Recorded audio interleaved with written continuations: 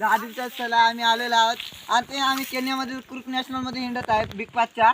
आता आम्हाला दुर्मिळ जनावर पाहायला मिळत ना, तसं आम्ही लेपर्ड चित्ताच त्यांचं निरीक्षण जवळून केलेलं आहे.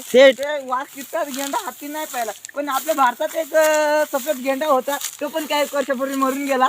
आता आपण केन्या क्रूक नॅशनलमध्ये बिग पासच्या असं निरीक्षण करत आहे. त्या पाण्याच्या ठिकाणी तिथे मला एक वाटतं का ती आहे. आम्ही 5 दिवसाला एक बेल वाजली तर गेंडा आलेला आहे, 2 बेल वाजली तर लेपट आलेला आहे, 3दा बेल वाजली तर काहीतरी वेगळंच आलेलं आहे.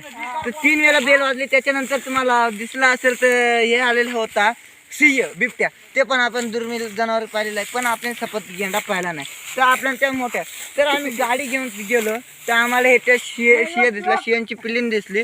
तर त्या शियाने शिकार केली होती, तर त्याच्या पोरांना ते खायला घालत होते. शियाने शिकार केल्यानंतर शियाने शिकार केली आणि ते पोरांना घालले आणि आम्ही गाडी तिथे लावली.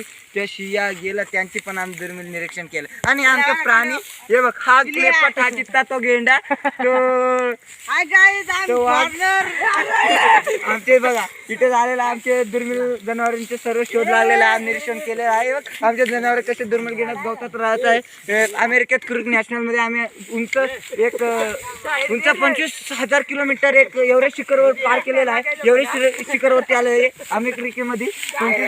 25,000 इथे क्रूक नॅशनल आहे. धन्यवाद मास्टर, आमचं ब्लॉग समजा.